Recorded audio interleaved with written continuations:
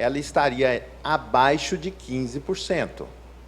Então, é muito mais fácil fazer uma fábrica de Sonrisal em Brasília do que no Rio de Janeiro.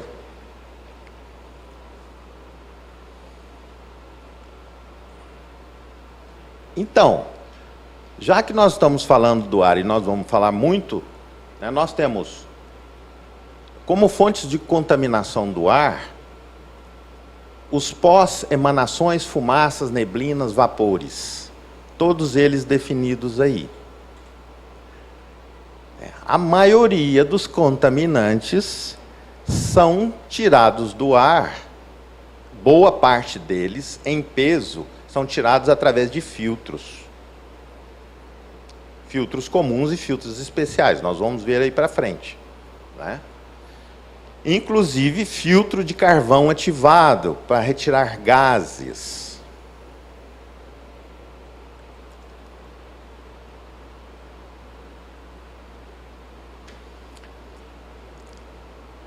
Para as salas limpas, nós temos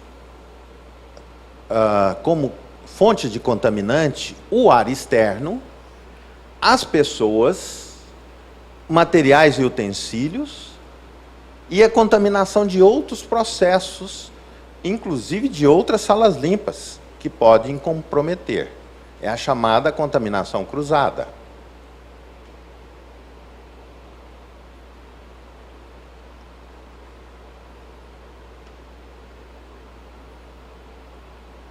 Então, para falar de projeto de sala limpa, eu precisaria de um outro tempo, só do projeto, ou dar uma base de um outro tempo aqui destinado para se falar genericamente. Então, o próprio projeto, a própria fala desse tempo, ele vai dar uma noção para todos vocês, clara do projeto e dos detalhes de uma sala limpa, né? E é o que veremos aqui. Eu coloquei aqui um arranjo ou layout de ambientes. Infelizmente, a minha projeção ela está um pouco pequena para se falar das salas, mas nós iremos falar basicamente que o projeto de sala limpa ele parte normalmente junto com a arquitetura, os arquitetos, determinando a segregação nos ambientes. Toda sala limpa tem que ser vista sob o ponto de vista de segregação. E o que é essa segregação? É uma separação conveniente para que o processo que ali se desenvolve esteja apartado dos demais processos e do meio externo. E que dê chance de que esse processo fique realmente isolado. Então, como que nós conseguimos isso? Através, basicamente, do conceito da casca de cebola. E o que é esse conceito? Nós temos ambientes periféricos menos limpos e ambientes centrais mais limpos. E, passando de um ambiente para outro, antecâmaras. Normalmente. E com um grande recurso, controle da pressão do ar.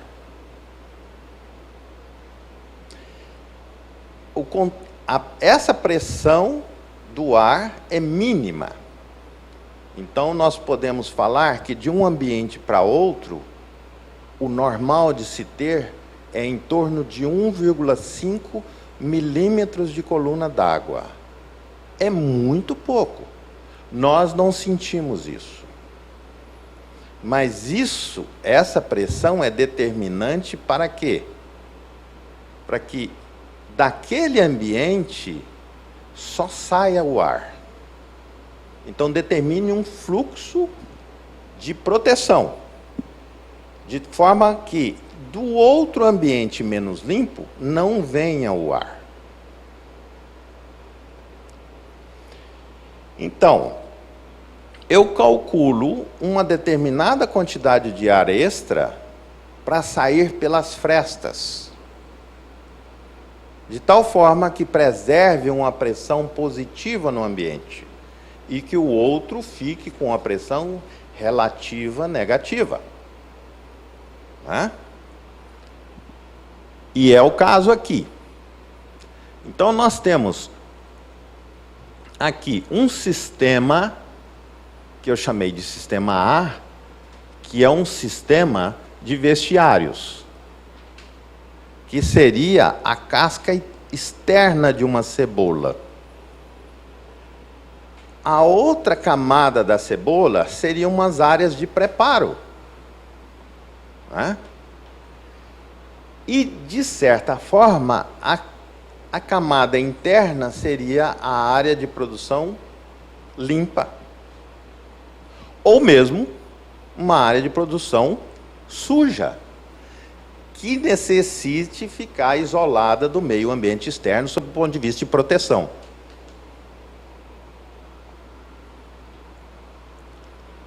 Então, cada cor dessa pode ser, assim, atendido por uma máquina de ar-condicionado, digamos assim. E não haverá a contaminação entre os ambientes dessa forma. Isso é a segregação dos ambientes. E cada cor tem uma pressão preferencial. Esse é o segredo de sala limpa. Ora, eu posso ter sala limpa com filtros, com vários equipamentos, mas dificilmente eu não conseguiria uma boa segregação e uma boa sala limpa sem o controle de pressão. Então, o controle da pressurização e o balanceamento das salas é fundamental, né, nesses ambientes produtivos limpos. Ou não muito limpos. Aí nós temos uma outra projeção junto com a classificação das salas. Então, nós temos uma determinada fábrica, ambiente produtivo, e cada cor significa um nível de sala limpa, um nível de limpeza. Então, esse vermelho forte seria um nível de limpeza mais baixo. Isso daqui está parecendo um verde cinza, eu não sei, não sou muito bom em cores. Mas esse aqui seria um intermediário e esse acima, né, um magenta, um rosa, não sei, seria um lilás. Obrigado. Seria a área mais bem protegida, a área mais interna, né? Agora, essa área interna, interessante, e eu fiz de propósito, ela tem umas pressões negativas, que são essas marquinhas aqui, ó. É porque aí tem um processo perigoso, que não pode sair. Mas ele está protegido, porque eu tenho anticâmaras positivas em relação a essa área de preparo ou de apoio. Então, essas anticâmaras aqui, que não sei daí se está dando para ver a separação, tem anticâmaras de entradas, de pessoas e de materiais. Elas formam uma barreira para que não saia nenhum contaminante e não entre nenhum contaminante.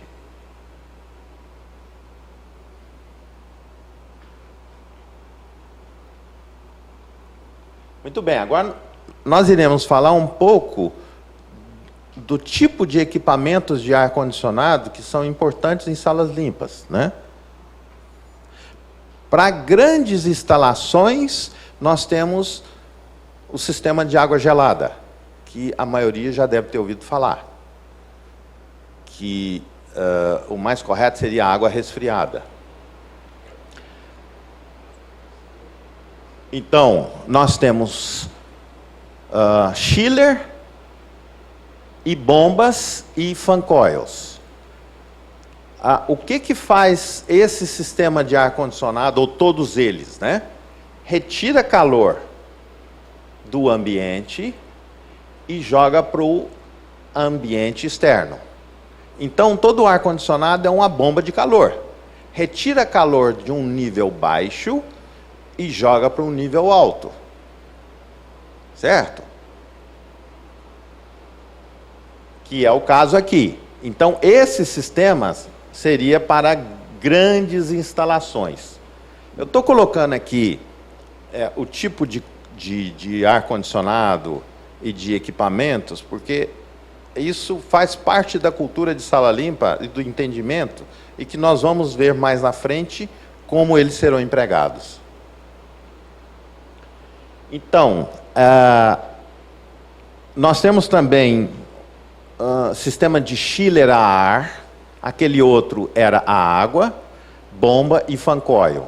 Retira calor do ambiente e joga para o ambiente externo. Temos o sistema split, né, que tem um condensador externo e um evaporador interno. É um sistema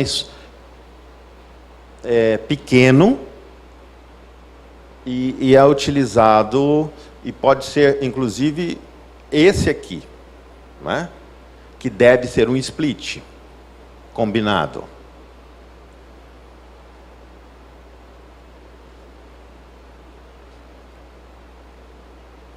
Tem que dizer da diferença aqui. É que aquele equipamento anterior tinha dutos e esse equipamento não tem dutos. Exatamente como esse desse auditório.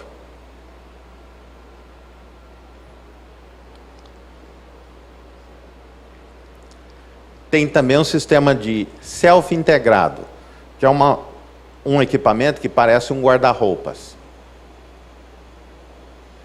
Em instalações menores de salas limpas, ele é empregado. Também com condensador ou sem condensador. Também com resfriamento à água. Muito bem. Nós falamos um pouco de equipamentos e dos tipos deles. Agora nós vamos falar sobre filtros. Né? Os filtros em salas limpas são importantes para a retenção do material particulado, que é contaminante externo e interno. Então, os filtros são divididos em grossos, finos e de alta eficiência. Normalmente, o filtro de alta eficiência é chamado também de filtro absoluto, que é um termo que está em desuso, porque não existe filtro que filtre absolutamente nada. Não existe isso. Não é? Então, são filtros de alta eficiência. E dentro dos filtros de alta eficiência tem o EPA e tem o UPA. Mas antes, nós temos os filtros grossos, que normalmente são usados em ar-condicionado que nós conhecemos. Então, eu posso dizer que nesse aparelho aqui tem um filtro grosso, é obrigatório. Então, esse filtro deve estar por aqui assim, ó. Né? E é um filtro que, até onde eu conheço desse equipamento, ele é um filtro ou G1 ou G2. É uma telinha muito fina, que segura um particulado grosso.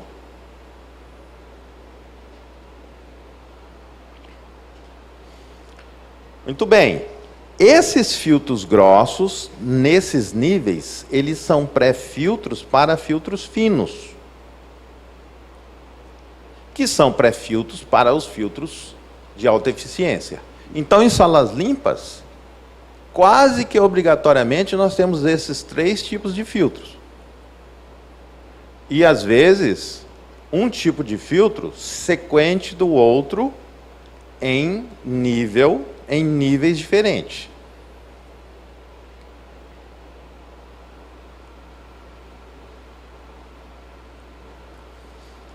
Dos filtros de alta eficiência, só para dar uma ideia da eficiência deles, né, temos aí os dados, né, e o mais usado para salas limpas é esse H13, que tem 99,95 de eficiência para partícula de meio micron.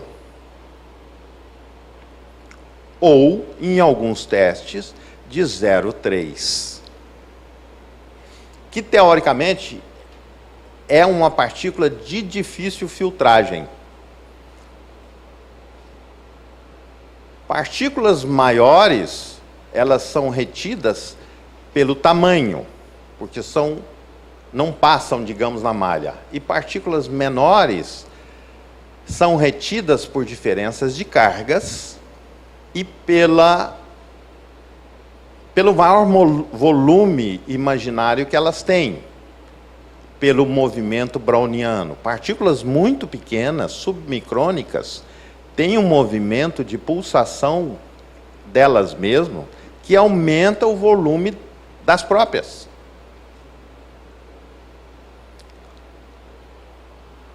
Então, as partículas muito, muito pequenas são fáceis de ser retidas. Mas a partícula crítica, ela está entre 0,3 e 0,5 micrômetros. Por isso é que é feito o teste baseado nessa partícula. É claro que não é só isso, eu estou resumindo a história.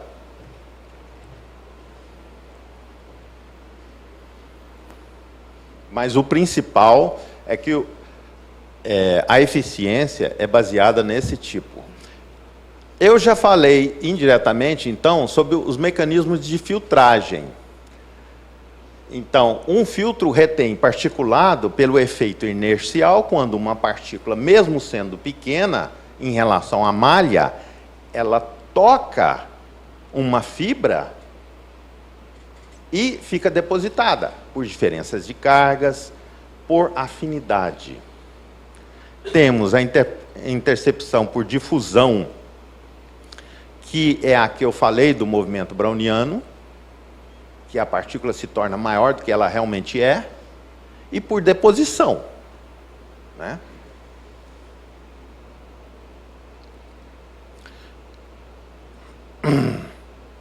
Muito bem, agora nós vamos falar um pouco de fluxo de ar. E eu tenho que controlar o tempo aqui.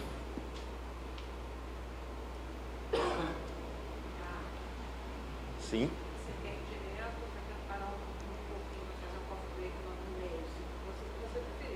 Então, nós podemos fazer, eu acredito, um coffee break por volta de 7h40. Ou o pessoal também pode optar por isso, né? Pela parada. Se tiver muito maçante, a gente dá uma paradinha.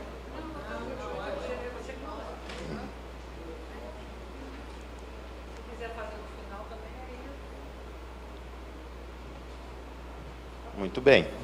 É porque falar de sala limpa é um pouco teórico demais até, né? Para dar essa base. Ah, sim. Tem água aqui. Obrigado.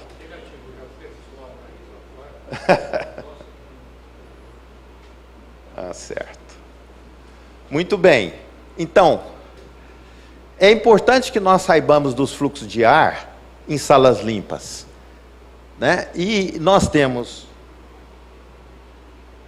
nos ambientes de salas limpas, fluxo turbulento, fluxo unidirecional e fluxo misto. Isso é muito interessante, pelo menos eu acho.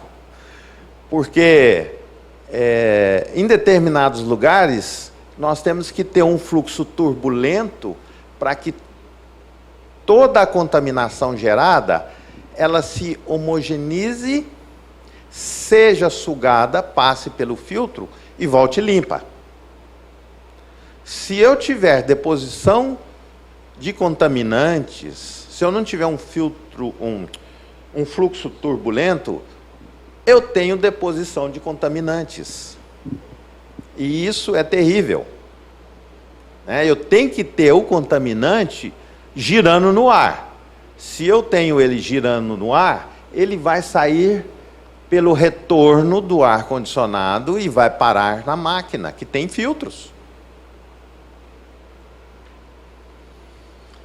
Se ele sedimentar, ele vai sujar o chão, vai sujar uma mesa de trabalho. E isso não é bom. Ele vai aglutinar.